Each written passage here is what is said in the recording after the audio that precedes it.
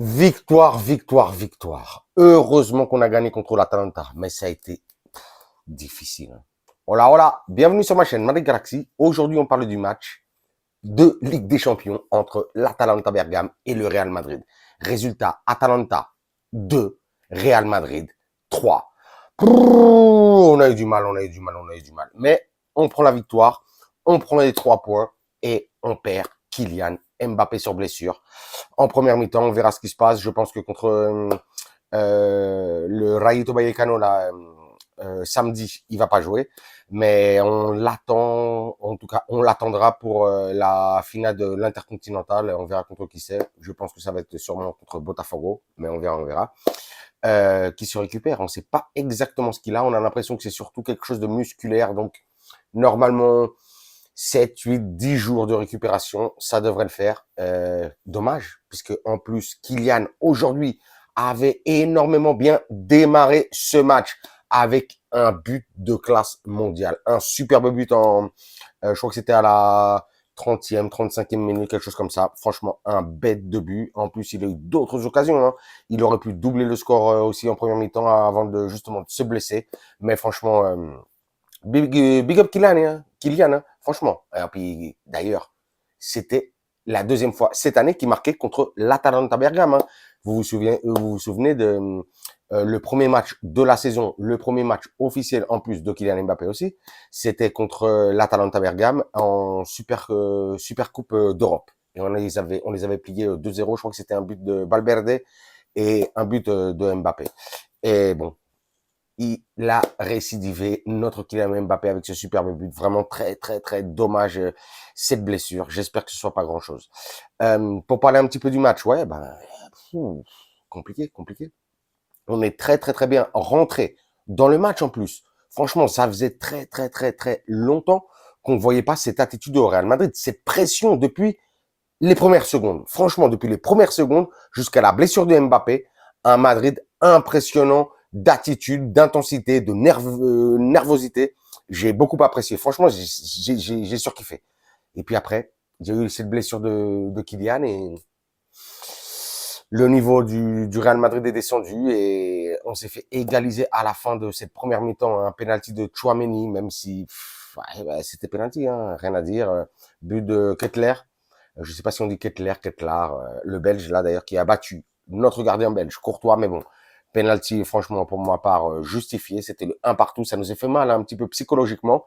Et puis il y a eu cette deuxième mi-temps, ce retour des vestiaires avec un Bellingham une fois de plus. Enfin, même, je parle de Bellingham là en deuxième mi-temps, mais je pourrais parler de Bellingham en première mi-temps exactement pareil. Hein. Je pense que ça va être le MVP du match qui, une fois de plus, a marqué. Là, bon, c'est son 6e but en 6 matchs consécutifs, mais surtout, 6e but en 6 matchs consécutifs en tirant seulement 6 fois au cage. Incroyable. Franchement, Bellingham, ouais, il a la confiance, et il est bon, il est fort, il a le talent, il est exceptionnel, il est incroyable.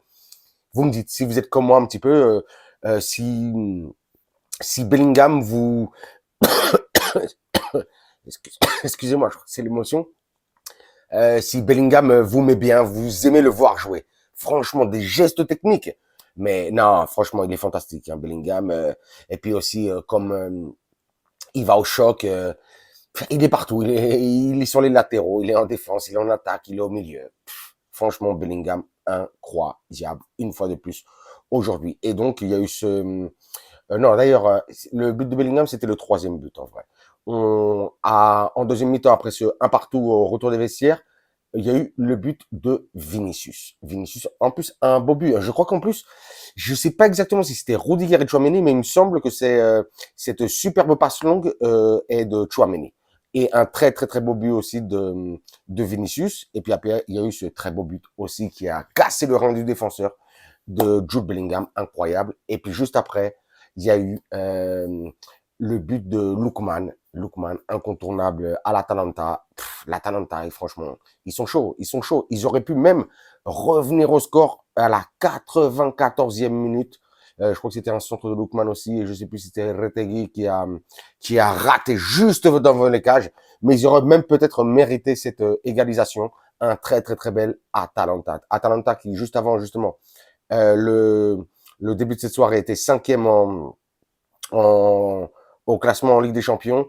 Aujourd'hui, je sais pas combien ils sont, mais franchement, ils sont dans les 10 premiers en Ligue des Champions.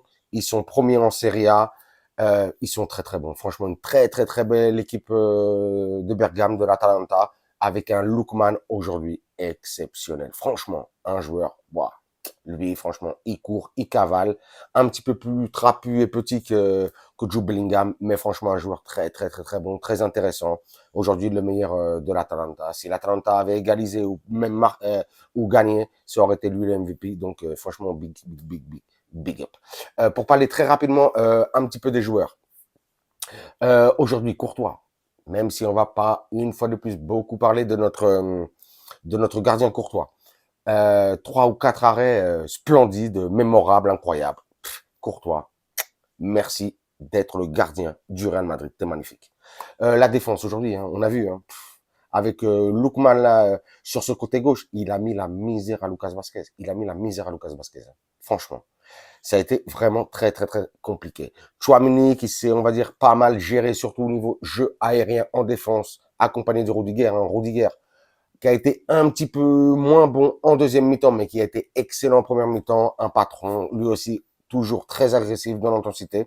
De l'autre côté, Fran Garcia aussi, j'ai vraiment beaucoup apprécié.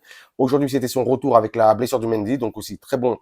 Fran Garcia, milieu de terrain, Brahim exceptionnel. Si Bellingham n'est pas MVP, ça devrait être Brahim. Brahim, il a été magnifique aujourd'hui. Duel, contact, construction, franchement très très bon dans les gris-gris et tout ça. Franchement, j'ai surkiffé Brahim. On a envie de le voir beaucoup plus jouer. Ça, c'est vrai. Peut-être même tout le temps pratiquement en tant que titulaire.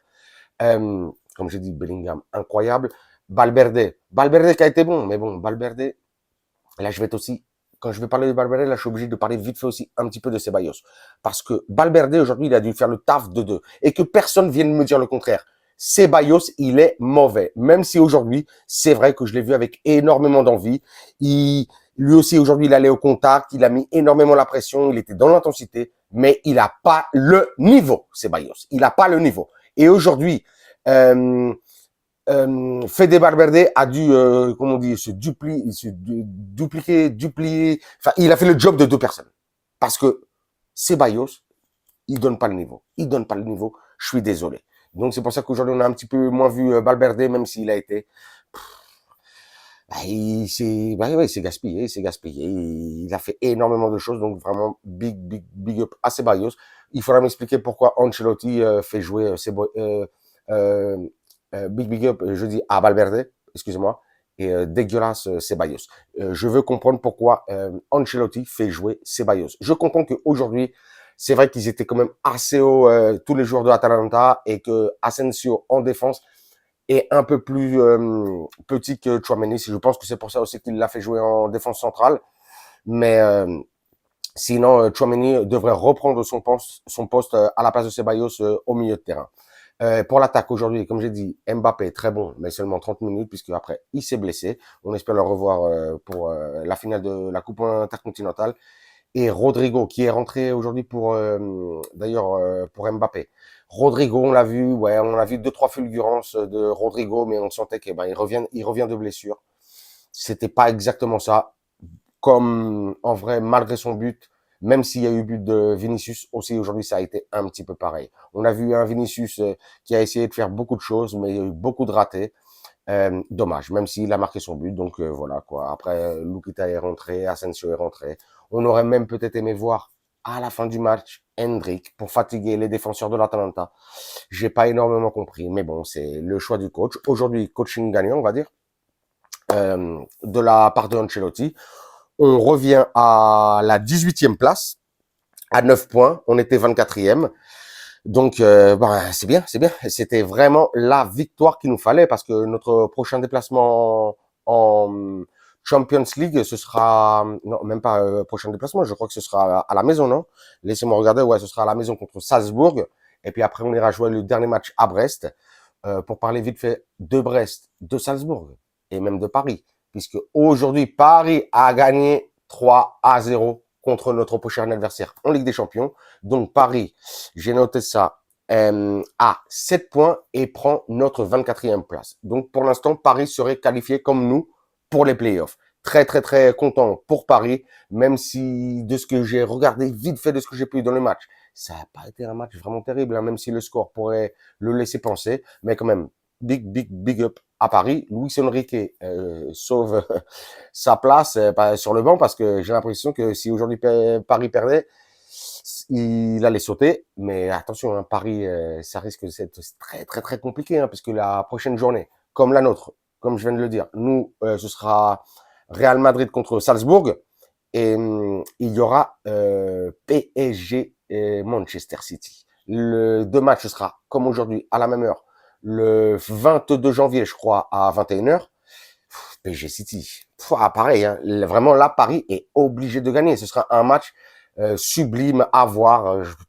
Je regarderai le match contre Salzbourg, mais en même temps, on essaiera de regarder un petit peu sur Internet très rapidement. Mais bon, franchement, big up à Paris pour avoir gagné.